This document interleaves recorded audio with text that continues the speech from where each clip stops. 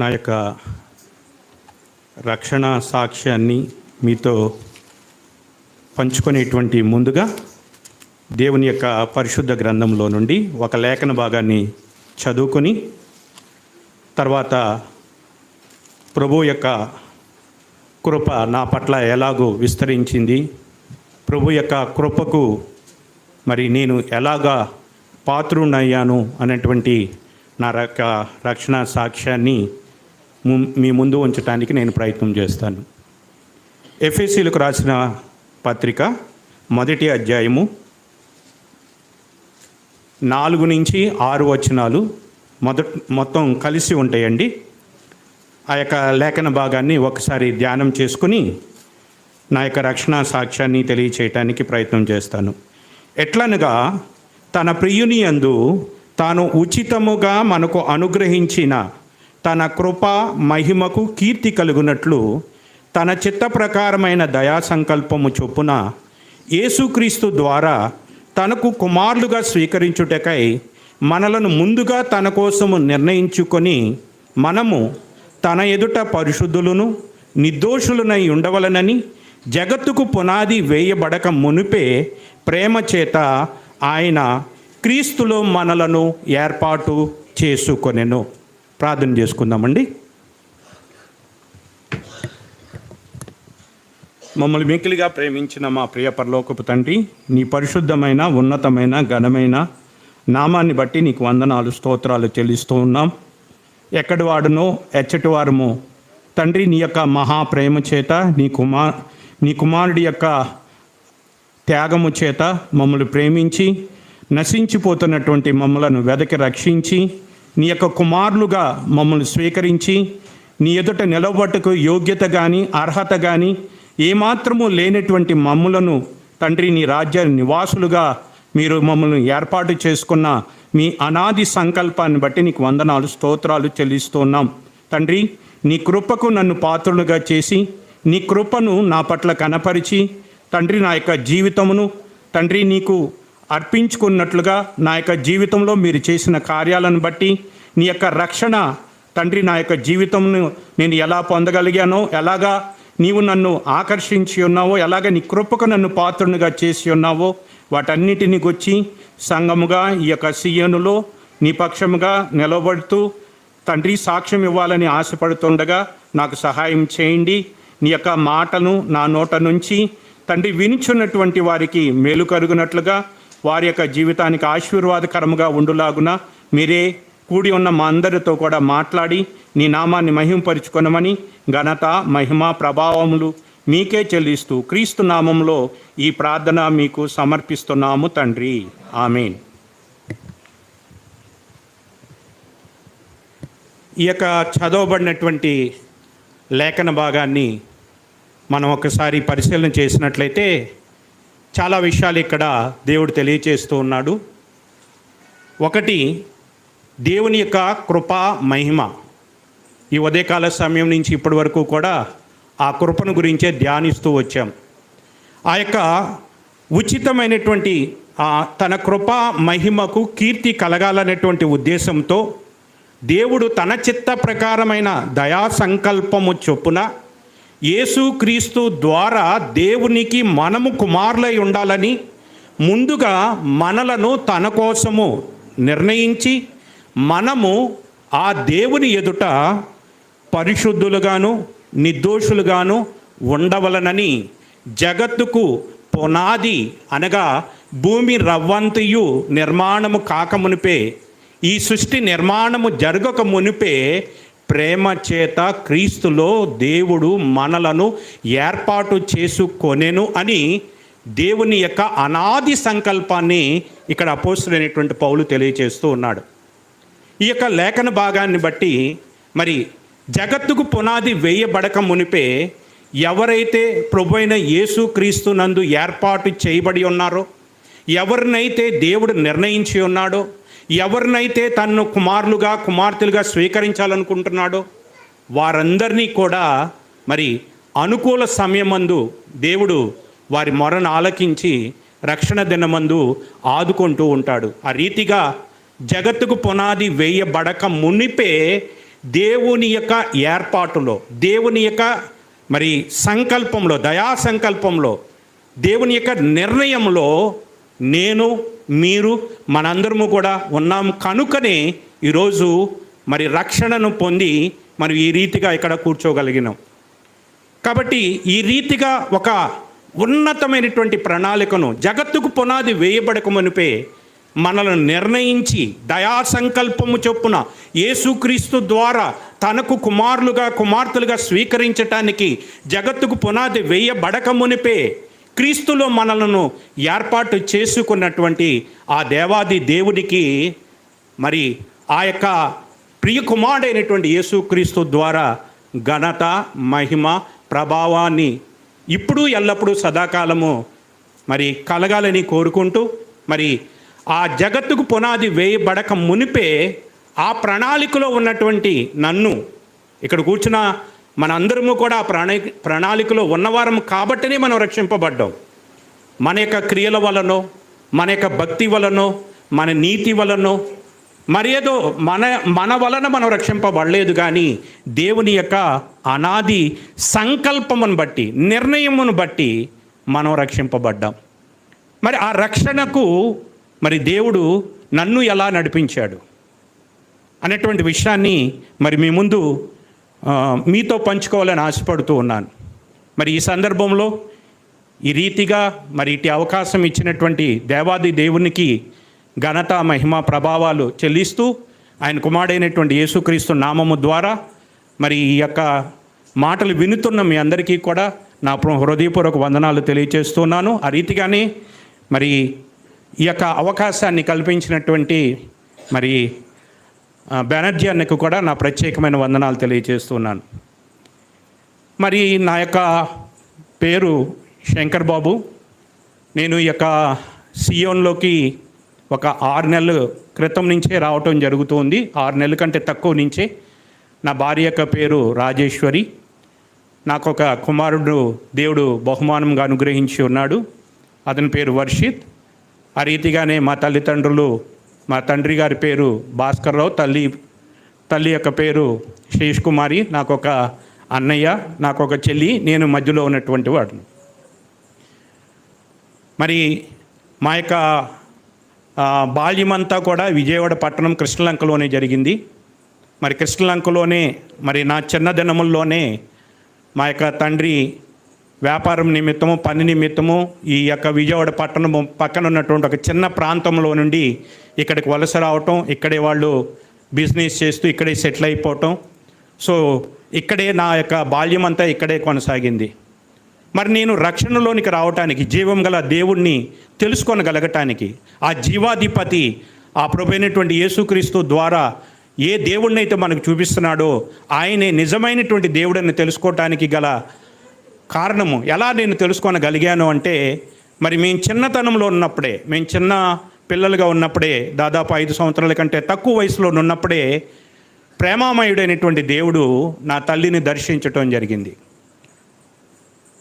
మొట్టమొదటిగా మా యొక్క కుటుంబంలో ఒక దైవ సేవకుడి ద్వారా నా యొక్క తల్లి మరి జీవం కలిగినటువంటి దేవుని గుచ్చినటువంటి సంగతులు, మన కొరకు ప్రాణం పెట్టి, మన కొరకు రక్తం చిందించి, మన కొరకు పరలోకంలో ఉండి దిగి వచ్చిన ఆ ప్రియ కుమారుడైనటువంటి యేసుక్రీస్తును గుచ్చినటువంటి రక్షణ సువార్తను విని తాను మారుమనసు పొంది బాప్తీసమైతే తీసుకోలేదు, కానీ దేవుని యందు విశ్వాసం ఉంచి ఆ యొక్క విశ్వాసంలో తాను నడుస్తూ అదే విశ్వాసంలో తనకు తెలిసినటువంటి కొద్దిపాటి ఆ యొక్క భక్తితో మమ్మల్ని కూడా నడిపిస్తూ వచ్చింది.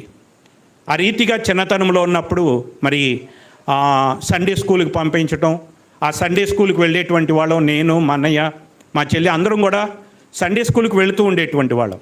అయితే సండే స్కూల్లోకి వెళుతూ ఉండేటువంటి వాడిని, కంఠస్థ వాక్యాలు నేర్చుకునేటువంటి వారం, కానీ దేవుని గుచ్చినటువంటి అవగాహన నాకైతే శూన్యం.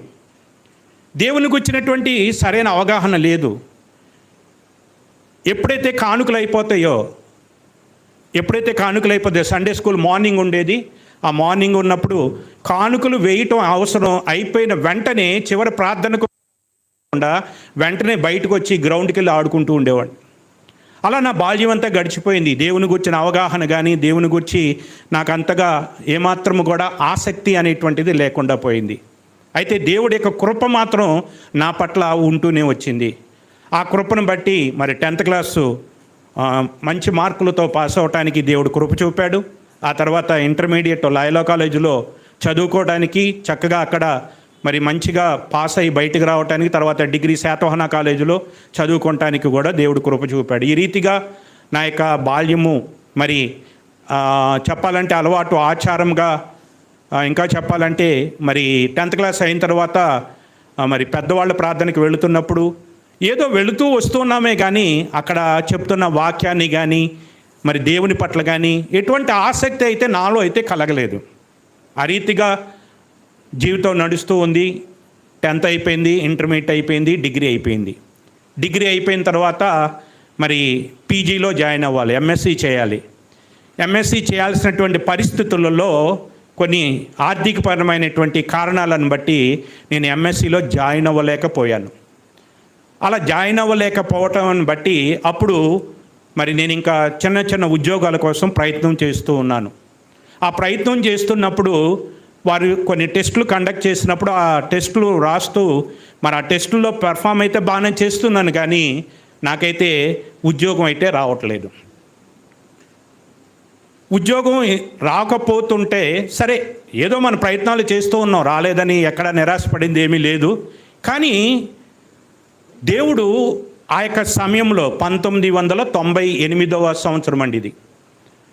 ఆ సమయంలో నాకు ఉద్యోగాలు రాకపోయినంత మాత్రాన నేనేం బాధపడలేదు, కానీ అలా ప్రయత్నం చేస్తున్నాను. కానీ ఏ ఉద్యోగానికి వెళుతున్నా, ఎక్కడికి వెళుతున్నా నా మనసులో, నా హృదయముతో దేవుడు మాట్లాడుతూ ఉన్నాడు.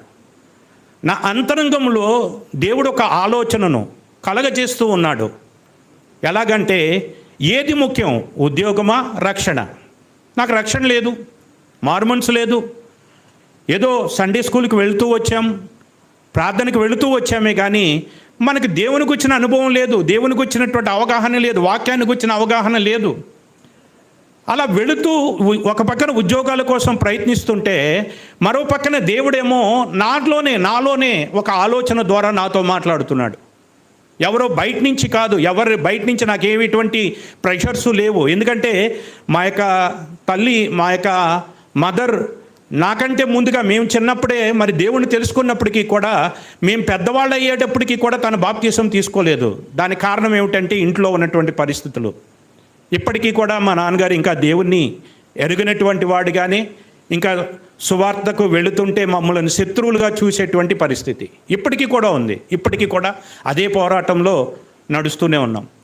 సో మా నాన్నకి భయపడటం వలన తను మరి భక్తిని కొనసాగిస్తుంది, చర్చికి వెళుతూ ఉంది. కానీ బాప్తీసం తీసుకుంటే మరి బొట్టు తీసేయాలి, బొట్టు తీసేస్తే ఇంట్లో వాళ్ళు ఒప్పుకోరు, మరి అది పెద్ద పోరాటం అయిపోతుంది అన్నటువంటి భయముతో తన భక్తిని అలానే కొనసాగిస్తూ ఉంది.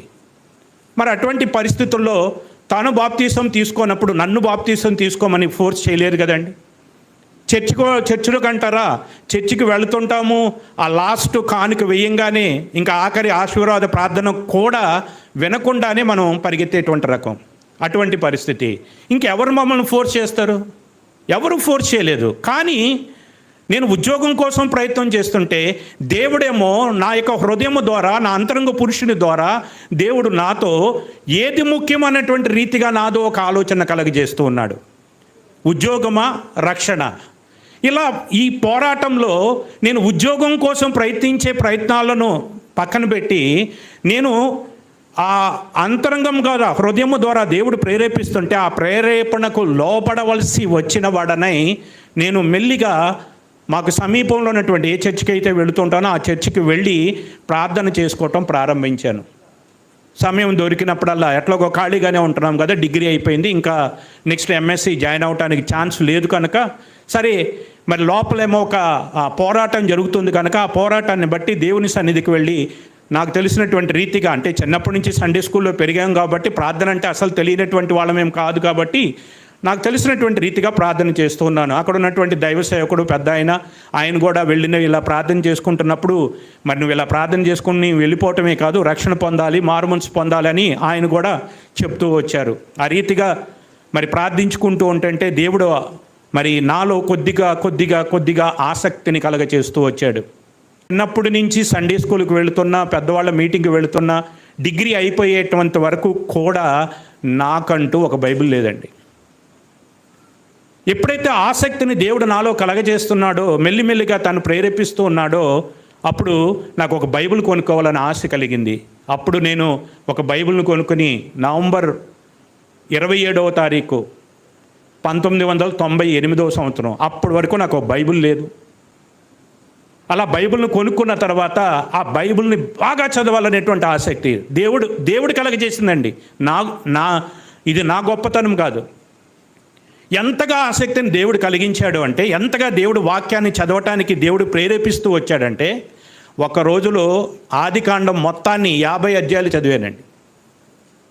కేవలం 3 నెలల లోపే ఆదికాండం నుంచి ప్రకటన గ్రంథం వరకు మొత్తం చదివేశాను. ఇందులో అర్థమవని, అర్థం కాకపోని, కొన్ని చరిత్ర అర్థమవుతున్నాయి, కొన్ని అర్థం కావట్లేదు. అర్థం కాకపోయినా పర్లేదు, చదివేద్దాం, ఇప్పుడే వచ్చేస్తుందా మొత్తం అని. అసలు ఏముంది, దేవుడు ఏం చెప్తున్నాడు, ఈ పరిశుద్ధ గ్రంథంలో దేవుడు ఏం చెప్తున్నాడు, దేవుడి ఉద్దేశం ఏంటి, అసలు దేవుని వాక్యం ఏంటి. అంతకుముందు మనం వినేటువంటి వాక్యాల్లో ఎప్పుడన్నా వెళ్ళినప్పుడు దేవుడి వాక్యాన్ని గురించి మరి సేవకులు చెప్తుండేవాళ్ళు, ఇది చాలా మరి గొప్ప గ్రంథం, ఇది జ్ఞాన గ్రంథము, దీంట్లో అద్భుతమైన జ్ఞానం ఉంటుంది అని చెప్తున్నప్పుడు అసలు ఆ జ్ఞానం ఏంటి, అది ఏమిటి, అసలు దేవుడు ఏం చెప్తున్నాడు తెలుసుకోవాలనేటువంటి ఆతృతతో, ఆసక్తితో కేవలం 3 నెలల్లోనే, ఎందుకంటే ఉద్యోగం లేదు, ఏ పని లేదు, నాకు బయటికి వెళ్ళి ఎక్కడికి తిరగటానికి స్నేహితులతో పెద్ద అనుబంధాలు కూడా పెద్దగా ఏమీ లేవు. మార్నింగ్ లేచిన కాడి నుంచి ఈవినింగ్ వరకు కూడా అలా బైబిల్ చదువుకుంటూనే ఉండేవాడిని. దేవుని కృప వలన ఆ రీతిగా నేను వాక్యాన్ని చదువుతూ వాక్యం పట్ల ఆసక్తిని కలుగుతున్నటువంటి సమయంలో కూడా నా తండ్రి వలన నాకు ఇబ్బందులు రానివ్వలేదు దేవుడు. ఆ రీతిగా దేవుని వాక్యాన్ని చదువుతూ మరి 3 నెలల్లో కంప్లీట్ చేసి కొన్ని అర్థం కాని ఏది ఏమైనా అలా చదువుకుంటూ వచ్చాను. ఆ తర్వాత దేవుడు మరి అనుకోనికైనటువంటి రీతిగా 3 నెలలు అయిపోయిన తర్వాత మరి సంఘ కూటములు జరుగుతున్నప్పుడు ఆ సంఘ కూటముల ద్వారా బాప్తీసానికి దేవుడు నన్ను సిద్ధం చేశాడు. అలా దేవుడు ప్రేరేపణ బట్టి ఎవరు బయట నుంచి నన్ను ప్రెషర్ చేసింది కానీ, బయట నుంచి ఎవరు కూడా నా మీద ఒత్తిడి తెచ్చింది లేదు, కానీ దేవుడే నా యొక్క హృదయము ద్వారా మాట్లాడుతూ మరి దేవుడు తన యొక్క వాక్యం పట్ల ఆసక్తిని కలిగించి వాక్యము చదువునట్లుగా నన్ను ప్రేరేపించి, ఆ వాక్యంలో కొన్ని సందర్భాల ద్వారా మరి ఆ వాక్యాలు చదువుతున్నప్పుడు రాతి హృదయాన్ని మీలో నుంచి తీసివేస్తాను, మెత్తటి మాంసం హృదయాన్ని మీకు అనుగ్రహిస్తాననేటువంటి లేఖనాన్ని చదువుకున్నప్పుడు ఆ లేఖనాలను బట్టి ప్రార్థన చేయటం, అట్లానే ఒక యేసేపు చరిత్రను చదువుతున్నప్పుడు యేసేపు జీవితంలో ఉన్నటువంటి ఆ శ్రమలన్నీ కూడా హృదయాన్ని తాగుతున్నప్పుడు తెలియకుండానే కళ్ళంపట నీళ్లు వచ్చేటువంటి పరిస్థితి. ఆ రీతిగా దేవుడు మరి నడిపిస్తూ వచ్చాడు. ఆ రీతిగా దేవుడు నన్ను ఆకర్షించాడు. దేవుడు నన్ను తన జగత్తుకు పునాది వేయబడకమునిపే ఏ సంకల్పాన్ని, ఏ నిర్ణయాన్ని చేశాడో ఆ సంకల్పములోనికి, ఆ నిర్ణయములోనికి నన్ను నడిపిస్తూ వచ్చాడు. నాకు ఉద్యోగం రాకపోవటానికి గల కారణాన్ని అప్పటికి నేను గ్రహించలేదు, కానీ ఇప్పుడైతే నాకు అర్థమవుతుంది, ఆ ఉద్యోగం రాకపోవటం వలనే నా జీవితానికి దేవుని రక్షణ సమీపమైంది. ఉద్యోగం అనేటువంటిది ఇవాళ కాతే రేపు వస్తుంది, అది ఈ మనిషి కాకపోతే ఇంకొకళ్ళు ఇస్తారు. కానీ రక్షణ అనేటువంటిది అది ఆ సమయంలోనే, వాళ్ళ ఉదయకాలం నుంచి మనం వింటూ వస్తూనే ఉన్నాం, ఇదే మిక్కిలి అనుకూల సమయం, ఇదే రక్షణ దినం. కాబట్టి ఆ రక్షణ కొరకు దేవుడు నన్ను ప్రిపేర్ చేస్తూ రక్షణ వైపు నన్ను నడిపిస్తూ, వాస్తవంగా చెప్పాలంటే నా చిన్నతనంలో నా తల్లి దేవుణ్ణి తెలుసుకుంది, కానీ ఆమె కంటే ముందుగా నేను బాప్టిజం పొందటానికి మరి దేవుడు నాకు కృప చూపాడు. ఇంట్లో నేను బాప్టిజం పొందిన తర్వాత, బాప్టిజం పొందేంత వరకు కూడా నాకు ఎటువంటి ఇబ్బందులు రానటువంటి పరిస్థితి నుంచి, బాప్టిజం పొందిన తర్వాత నుంచి నాకు మా ఇంట్లో నుంచి, మా ఫాదర్ నుంచి మరి కొన్ని ప్రతికూలమైనటువంటి పరిస్థితులు ఎదురైనాయి. ఒకరోజు మరి ఇట్లానే యూత్ మీటింగ్ వెళుతుంటే మరి నన్ను కూర్చోబెట్టి నువ్వు కానీ ఆ దేవుని దగ్గరికి వెళ్ళి దేవునితోనే ఎక్కువగా మరి చర్చి కానీ మానకపోతే నా యొక్క ఆస్తిలో ఒక చిల్లి గవ్వ కూడా నేను నీకు ఇవ్వను అంటే, నాకు మనసులో ఒక చిన్న నవ్వు కలిగింది. దాన్ని విడిచిపెట్టి వెంటనే నేను దేవుని సన్నిధికి వెళ్ళిపోయాను. అంటే ఆ రీతిగా వెళ్ళింది నేను కాదు, నన్ను నడిపించే దేవుడు. దేవుడు ఆ రీతిగా ప్రేరేపించాడు, దేవుడు ఆ రీతిగా నడిపించాడు. ఆ రీతిగా మరి దేవుని సన్నిధికి వెళుతున్న తర్వాత మరి ఎప్పుడైతే మారుమనసు బాప్తీసం పొందిన తర్వాత నేను ఏ ఉద్యోగం కోసం పెద్దగా ఏం ప్రయత్నం చేయలేదు. కొన్ని రోజుల్లోనే నాకు ఒక ఉద్యోగాన్ని దేవుడు చూపించాడు, ఒక చిన్న ఉద్యోగం. ఆ చిన్న ఉద్యోగం ఇక్కడ ఆటోనగర్లో ఒక కంపెనీలో మరి కెమిస్ట్రీకి సంబంధించినటువంటి టెస్టులు చేసేటువంటిది. అది ఫర్నిస్ దగ్గర ఒక ఐరన్ శాంపిల్ తీసుకోవాలి. ఐరన్ వచ్చేసేటప్పటికి అది మెల్టెడ్ స్టేట్లో ఉంటుంది. దాని టెంపరేచర్ దాదాపు 1000 డిగ్రీ సెంటీగ్రేడ్. అంటే అది చూస్తానికి ఎలా ఉంటుంది అంటే ఒక లిక్విడ్ లాగా ఉంటుంది. ఐరన్ అనేటువంటిది లిక్విడ్ లాగా ఉంటుంది. ఆ లిక్విడ్గా ఉన్నప్పుడు అక్కడ ఒక శాంపిల్ తీసుకొని ఆ శాంపిల్లో ఉన్నటువంటి కెమికల్స్ కాంపోజిషన్ని కంప్యూటర్ ద్వారా టెస్ట్ చేయాలి. అయితే అది ఎండాకాలంలో నేను జాయిన్ అవ్వటం జరిగింది. అలా జాయిన్ అయినప్పుడు మరి ఆ ఫర్నిస్ దగ్గర టెంపరేచర్ని తట్టుకోలేకపోయేవాళ్ళం. అప్పటి వరకు మనకు ఉద్యోగం ఏమీ తెలియదు, ఉద్యోగంలో ఉండటం తెలియదు, చదువుకుని అప్పుడే బయటకు వచ్చేవాళ్ళం కనుక మరి అది చాలా ఇబ్బందికరంగా ఉన్నది అన్నటువంటి ఉద్దేశంతో దేవుణ్ణి అడిగితే వితిన్ 1 మంత్లో మరొక ఉద్యోగంలోకి దేవుడు మార్చాడు. నవతాలో నవతాలోకి ఉద్యోగం వెళ్ళినప్పుడు నవతాలో మరి ఆ పార్సిల్ సర్వీస్ అదంతా నైట్ టైం ఉండేటువంటిది. మరి నైట్ టైము ఆ జాబ్లో నైట్ టైము 7కి అట్లా స్టార్ట్ అవుతుంటే ఆ టైంలో మరి రాత్రికాలం మంది ఆరాధనలు జరుగుతున్నప్పుడు వాటికి వెళ్ళలేకపోతున్నానని ఎంతో వేదనతో ఒక రాత్రి మరి డ్యూటీకి వెళుతూ ఎంతో వేదనతో ప్రార్థన చేసుకుంటూ వెళ్ళాను. మరి సంఘం కూడా అప్పుడు నా గురించి ప్రార్థించారు. వితిన్ 1 వీక్లో ఆ ఉద్యోగంలోంచి మరొక చిన్న ఉద్యోగంలోకి మార్చేశాడు.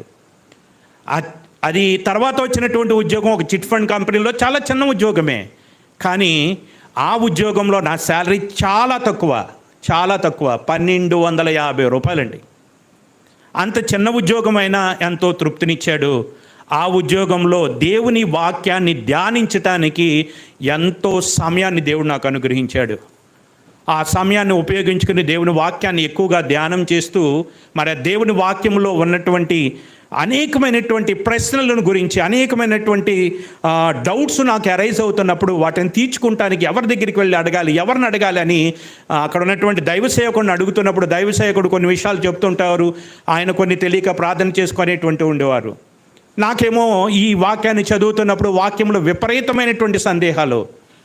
ఉదాహరణకి ఆదికాండం 22వ అధ్యాయం 1వ వచనంలో చూసినప్పుడు అబ్రహాము దేవుణ్ణి పరిశోధించనని ఉంటుంది. హెబ్రీ పత్రిక 11వ అధ్యాయం 17-19లో చూసినప్పుడు అబ్రహాము శోధింపబడి అని ఉంటుంది. కానీ యాకోబు రాసిన పత్రిక 1వ అధ్యాయము 13వ వచనంలో దేవుడు ఎవరిని శోధింపడని ఉంటుంది. ఈ 3 వచనాలను దగ్గర పెట్టి చూస్తే దేవుడు పరిశోధించేవాడు, సాతాను శోధించేవాడు. మరి ఇక్కడేమో పరిశోధనని ఆదికాండంలో రాయబడి ఉంది, ఇక్కడ చూస్తేనేమో శోధన అని ఉన్నది. యాకోబు భక్తుడు చెప్తున్నాడు దేవుడు శోధించేవాడు కాదు. మరి ఇక్కడ ఎందుకు శోధన అని రాయబడింది? ఇలాగ అనేకమైనటువంటి సందేహాలు వస్తూ ఉండేటువంటివి. మొదటి కొరింథీ పత్రికలో చూసినప్పుడు దేవుని వెర్రితనము మనుషుల జ్ఞానము గలదు. అదేంటి, దేవుడికి వెర్రితనం ఉంటుందా? దేవుని యొక్క బలహీనత మనుషుల యొక్క బలం కంటే బలం గలదు. అదేంటి, దేవునికి కూడా బలహీనత ఉంటుందా? దేవునికి కూడా వెర్రితనం ఉంటుందా? ఇలాగ వాక్యాన్ని చదువుతున్నప్పుడు నాకు అనేకమైనటువంటి ప్రశ్నలు వస్తూ ఉండేటువంటివి. మరి ఆ రీతిగా నా యొక్క విశ్వాస జీవితం కొనసాగుతున్నప్పుడు ఆ వాక్యాన్ని గురించినటువంటి సంగతులు తెలుసుకుంటే కోసం ఎక్కడన్నా మీటింగ్లు జరుగుతున్నాయి అంటే వెళ్ళిపోయి మరి వాళ్ళు ఏం చెప్తారు, మరి అక్కడ నా యొక్క ప్రశ్నలకు సమాధానం దొరికిద్దేమో అన్నటువంటి ఉద్దేశం ఉంటాము. అలా మరి ఆ యొక్క సహోదరుడి ద్వారానే మరి దేవుడి వాక్యాన్ని కొంతవరకు నేర్చుకోగలగటానికి, కొంతవరకు ఎలా చదవాలి, ఎలా ఆలోచించాలి, దేవుని యొక్క సంగతులను గురించి ఎలా ఆలోచించాలి అనేటువంటి ఈ విషయాలను నేర్చుకుంటానికి దేవుడు కృప చూపాడు. ఇది నా ఆత్మీయ జీవిత నడిపింపు రక్షణలోనికి.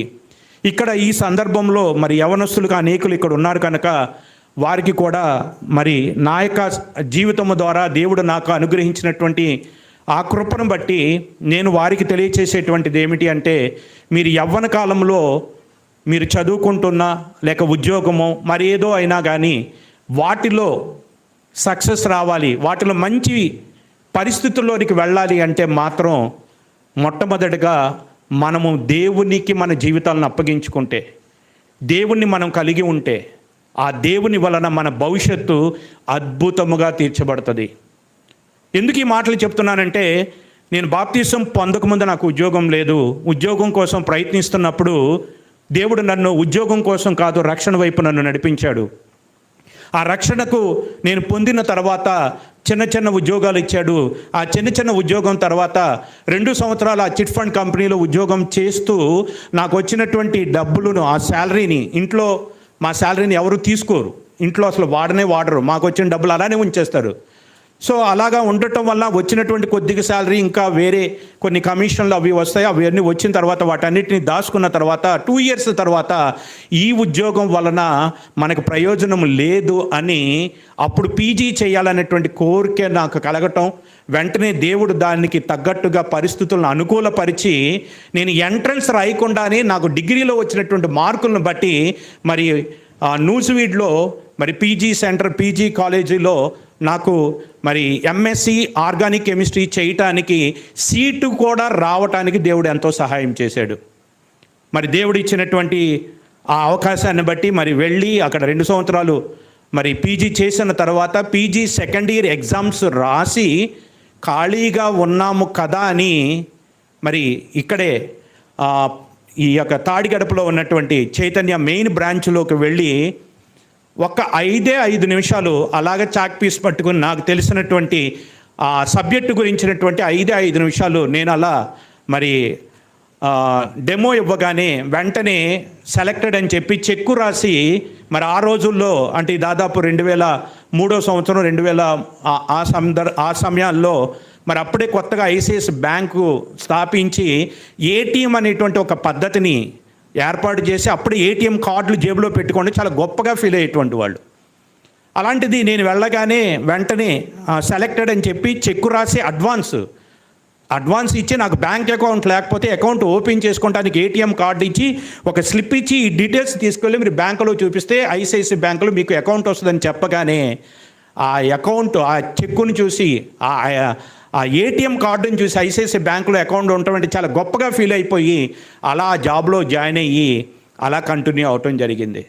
1 సంవత్సరం అయిన తర్వాత ఏమో ఎందుకో ఈ జాబ్ మనకు అంత కంఫర్ట్గా అనిపించట్లేదు అన్నటువంటి ఉద్దేశంతో జాబ్ మారదామన్నటువంటి ఉద్దేశంతో నేను బ్యాంక్ సైడ్ వెళ్ళటానికి, అంటే బ్యాంకులో ఎట్లాగో మా బ్రదర్ బ్యాంకులోనే వర్క్ చేస్తున్నారు.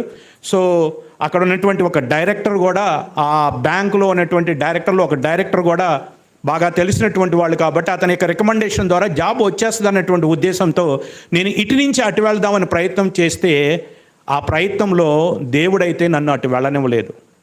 ఎంత రికమెండేషన్ ఉన్నా కానీ అక్కడైతే నాకు వర్కౌట్ అవ్వలేదు. తద్వారా నేను ఆ జాబ్లోకి వెళ్ళలేకపోయాను. అలా వెళ్ళలేకపోయినందుకు నేను తాత్కాలికంగా బాధపడ్డాను.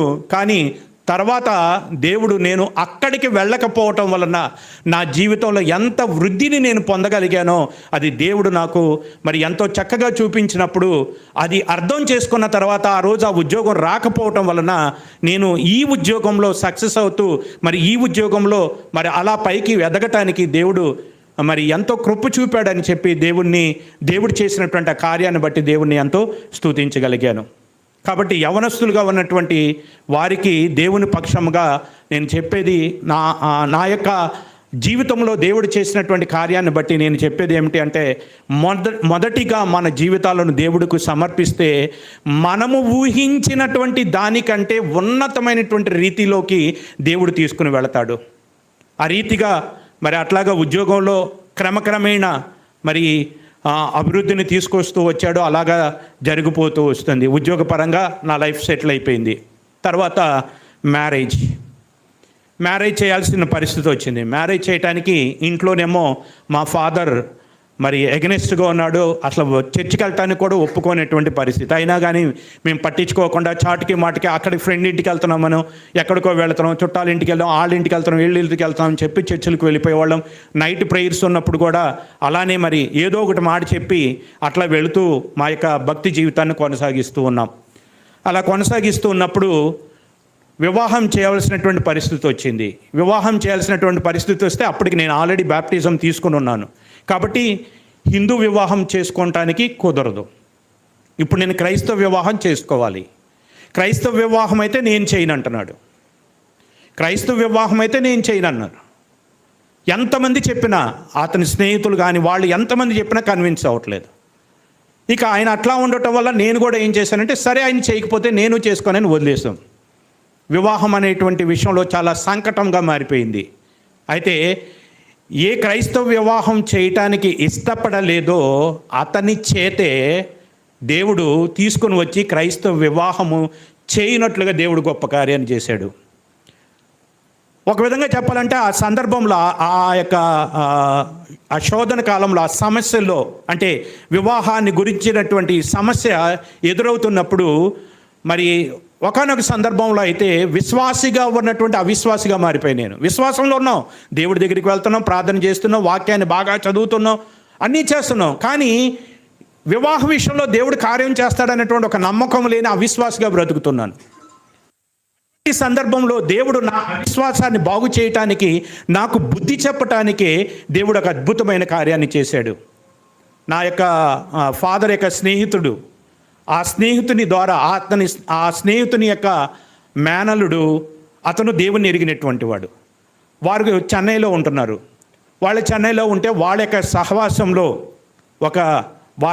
సహవాసంలో ఒక సహోదరు ఉందని వాళ్ళు అలా చెప్పటం, వెంటనే వాళ్ళు చెప్పగానే మరి అక్కడి నుంచి వాళ్ళు రావటం, మేము ఇక్కడి నుంచి వెళ్ళటం, మొత్తం వితిన్ 30 days లోపలనే మొత్తాన్ని దేవుడు సెట్ చేశాడండి. మొత్తాన్ని దేవుడు సెట్ చేసి మరి ఆయనే పక్క నుండి క్రైస్తవ వివాహము చేసేటువంటి రీతిగా దేవుడు ఒక అద్భుత కార్యాన్ని జరిగించాడు. వివాహ విషయంలో దేవుడు చేసినటువంటి ఒక అద్భుతమైనటువంటి కార్యం. ఈ రీతిగా దేవుడు నా పట్ల మరి ఎంతో కృప చూపి ఆయన యొక్క నామాన్ని ఉచ్చరించటానికి కానీ, ఆయన ఎదుట నిలబడటానికి కానీ ఏమాత్రం ఎన్నిక లేనటువంటి వాడిని అయినప్పటికీ, జగత్తుకు పునాది వేయబడక మునిపే ప్రేమ చేత క్రీస్తులో ఏర్పాటు చేసుకున్నాడు, నిర్ణయించాడు. అలా క్రీస్తులో ఏర్పాటు చేయబడినటువంటి ఆ అనాది సంకల్పాన్ని బట్టి నేను దేవుణ్ణి విడిచినా ఆయన నన్ను విడవలేదు. నేను ఉద్యోగాన్ని వెతుకుతుంటే ఆయన నన్ను వెతుకుతున్నాడు.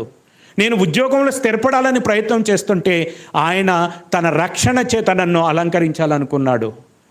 కాబట్టి ఆ ఉద్యోగం నుంచి నన్ను తీసుకుని రక్షణ వైపు నన్ను నడిపించి, ఆ రక్షణలో దేవుడు మరి నన్ను నడిపించి ఆ రక్షణకు నేను పాత్రుడు అన్నట్టుగా ఆ రక్షణ పొందటానికి దేవుడు కృప చూపాడు. ఈ రీతిగా నా యొక్క జీవితంలో మరి దేవుడు తన యొక్క మహాకృపను చూపిస్తూ నన్ను నడిపిస్తూ ఉన్నాడు.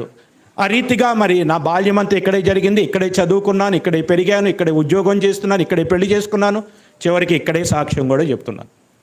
నా జీవితంలో ఇది కేవలం 2వసారి మాత్రమే నా రక్షణ సాక్ష్యాన్ని తెలియజేస్తున్నాను.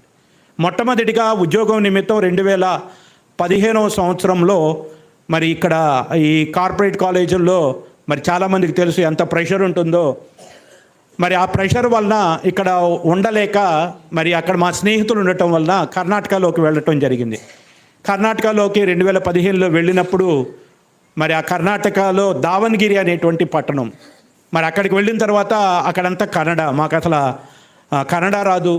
మేము వెళ్ళిన తర్వాత నుంచి వెతకటం ప్రారంభించాం. దేనికి వెతకట్టున్నామంటే చర్చిల కోసం వెతుకుతూ ఉన్నాం. చర్చి కోసం వెతుకుతున్నప్పుడు అన్నీ కన్నడ చర్చిలే కనబడుతూ ఉన్నాయి. మరి అక్కడ కూడా దేవుడు ఆశ్చర్యకరంగా మరి సహాయం చేసి, నేను చేస్తున్న కాలేజీలోనే ఒక క్రిస్టియన్ సహోదరుడు, అక్కడ తెలుగు అతను ఇక్కడి నుంచి అక్కడికి నాకు మళ్ళీ వెళ్ళినటువంటి అతని ద్వారా అక్కడ ఉన్నటువంటి తెలుగు కన్నడ 2 ఉంటే ఆ హెబ్రోను సహవాసంలోనికి దేవుడు మమ్మల్ని నడిపించాడండి. అప్పటి వరకు కూడా మరి హెబ్రోను సహవాసాన్ని గురించి విన్నానే కానీ నాకు అంతగా దాని గురించి తెలియదు. కానీ అక్కడికి వెళ్ళిన తర్వాత మరి ఆ సహవాసంలో ఇక్కడ ఎలాగైతే మరి చూస్తున్నానో సేమ్ నాకైతే అక్కడ ఏది చూశానో అదే నాకు ఇక్కడ కనబడుతుంది. అక్కడ వాళ్ళు కూడా వెళ్ళినప్పుడు చాలా ఆత్మీయంగా వాళ్ళు చేర్చుకోవటం, ఒక సొంత కుటుంబంలాగా. అసలు వాళ్ళెవరో తెలియదు, మనమెవరో తెలియదు. కొన్ని 100 కిలోమీటర్ల దూరం, దాదాపు మన విజయవాడ నుంచి 700 కిలోమీటర్లు ఉంటుందండి, 700 పైనే. అంత దూరంలో వాళ్ళెవరో తెలియదు, మనమెవరో తెలియదు. కేవలం మనం దేవుణ్ణి బట్టి వెళ్ళగానే ఏ చిన్న అవసరం ఉన్నా సహాయం చేయటం, ఏ చిన్న అవసరం ఉన్నా ఇంటికి రావటం, చర్చిలో కూడా చాలా ఆప్యాయతంగా మా గురించి ప్రార్థన చేయటం, మాకేమైనా అవసరమైన ఇల్లు అవసరమైన ఏది అవసరమైనా చేయటం, ఆ రీతిగా వాళ్ళు చూపించినటువంటి ప్రేమ అప్పుడు నాకు అనిపించింది, సహవాసం అంటే ఇట్లా ఉండాలి కదా. అలా భగత్ సింగ్ గారి యొక్క సహవాసంలో, హెబ్రోన్ సహవాసంలో నేను మరి విధేయత, తగ్గించుకోవటం, డిసిప్లిన్ అంటే ఎలాగుంటుందో నేను చూడగలిగాను. అలా తగ్గించుకొని ప్రార్థించటం, డిసిప్లిన్గా అంటే ఒక క్రమశిక్షణగా కూర్చోవటం, ఒక క్రమశిక్షణగా దేవుడు వాక్యం వినటం, ఒక క్రమశిక్షణగా పాటలు పాడటం, ఇవన్నీ కూడా నేను నేర్చుకున్నాను ఆ యొక్క హెబ్రోన్ సహవాసంలోనికి వెళ్ళిన తర్వాత. మరి అక్కడికి వెళ్ళిన తర్వాత మరి ఆశ్చర్యకరంగా మరి ఆ దైవ సేవకుడు ద్వారానే దేవుడు మరి వాక్యమును ప్రకటించడానికి కూడా అవకాశాలను దేవుడు కల్పించాడు. తెలుగులో చెప్తున్నప్పుడు కన్నడలో ట్రాన్స్లేట్ చేసేటువంటి వాళ్ళు, ఆ రీతిగా సంఘంలో ఆ పక్కన చిత్రదుర్గ అనేటువంటి ఒక ఊరు ఉండేటువంటిది, అక్కడికి షిమోగా అనేటువంటి ఊరు, తర్వాత మైసూరు పట్టణానికి, ఇలాగా అనేక ప్రాంతాలకు వెళ్ళి మరి తన యొక్క వాక్యమును ప్రకటించటానికి కూడా దేవుడు అవకాశం ఇస్తూ వచ్చాడు. ఆ తర్వాత మరి అక్కడి నుంచి బళ్ళారి ప్రాంతంలోనికి రావటం జరిగింది. 4 సంవత్సరాలు దావణగిరి పట్టణంలో ఉండి తర్వాత 4 సంవత్సరాలు బళ్ళారిలో ఉండటం జరిగింది.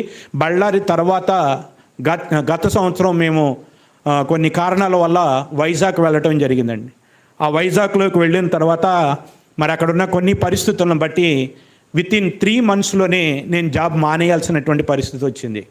మరి 3 monthsలోనే అక్కడ జాబ్ మానేసి మరి ఆ సందర్భంలో ప్రార్థిస్తూ ఉన్నప్పుడు దేవుడు ఆశ్చర్యకరంగా వితిన్ 10 to 15 daysలోనే మళ్ళా విజయవాడ శ్రీ చైతన్య కాలేజీలో మళ్ళా లెక్చరర్ జాబు, కెమిస్ట్రీ లెక్చరర్గా నాకు అవకాశాన్ని దేవుడు కల్పించాడు.